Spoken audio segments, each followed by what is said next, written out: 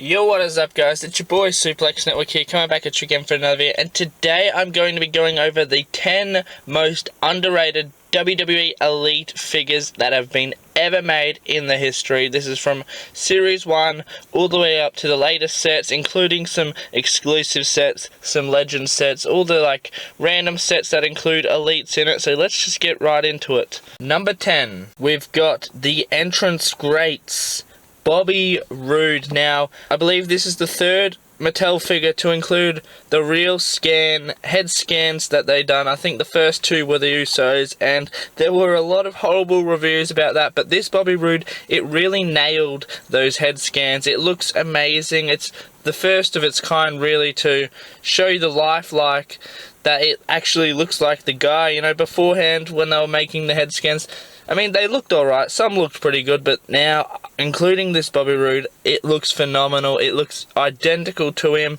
The attire is alright, I guess.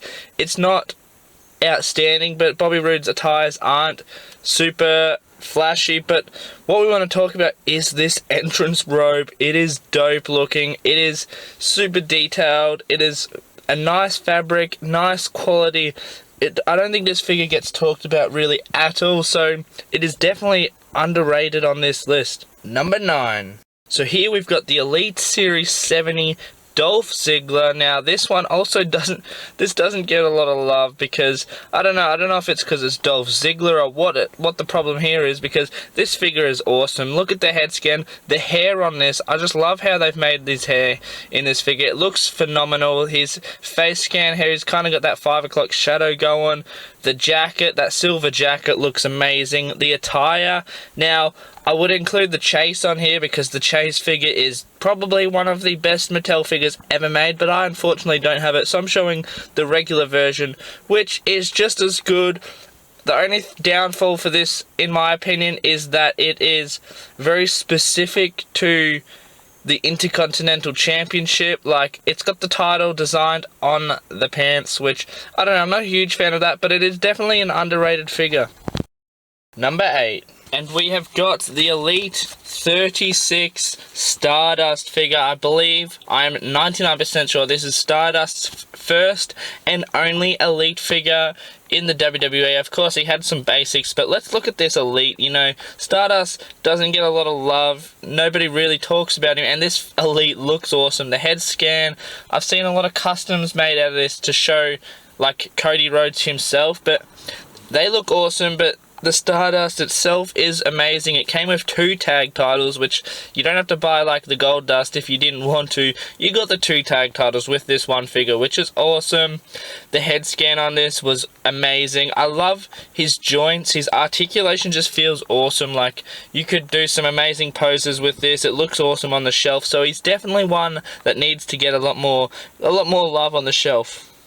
Number 7. So we've got Legend Series 3 Davey Boy Smith, the British Bulldog. Now, I think a lot of people don't talk about this just because of how rare it is. Not many collectors have this one in their collection. It's hard to get a hold of because it's so old, and I think the value of this figure has gone up quite a lot. But I believe this is my favourite look of Davey Boy Smith. It's when he was in the Heart Foundation. It's very awesome looking figure. The jacket on it, the attire, the British flag, the Union Jack on his trunks. It looks awesome. I really love this figure. You know, I would love to see Mattel make another one of this look, like another figure, just so more collectors could have it in their collection and more people could appreciate it. Number 6, we've got Elite 57 Jeff Hardy. Now, this is probably one of Jeff Hardy's best figures just because of how clean and simple it is. I love that it's got no, face paint, it's got no bodysuit on, it's just plain Jeff Hardy, no shirt, he's got his armband things on, no face paint. It's pretty simple, but it is really effective. I'm glad they've done one of these. I think this was maybe his 3rd Elite. They did a Epic Moments one with all the gear on, but this one, I don't know, it doesn't get the love it deserves because it is it's one of the only Elite Jeff Hardys we've got that doesn't have the face paint, and I really appreciate that. Number 5. So we're looking at Elite 15, Sin Cara. Now, Sin Cara, a lot of people have probably forgotten about Sin Cara. I mean, I know I have, but this figure is awesome. He had a very unique look, you know, a masked character. There's not many of them. Well, you've got the Lucha House Party now, but there's not really that many masked characters in the mainstream.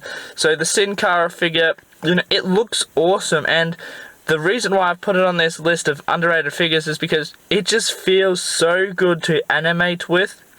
A lot of people just are sleeping on this figure. He can do some crazy moves, so it's very, very good to include in your animations to pull off some unique high-flying moves. So that is the reason why I've put him on this list. At number 4, we've got the Ringside Collectibles exclusive, the Brian Kendrick. Now, nobody at all really talks about this figure. It was on clearance for so damn long on Ringside Collectibles, but I love it. I love the attire on this, the pants, all the detailing in that, the jacket. I mean, it should have been soft goods, but hey, it is what it is. You got the flag there, the Blackbeard flag, and his crazy eyes, the googly eyes that I really love, that the Brian Kendrick was known for in his cruiserweight times. But really love this figure. It's awesome.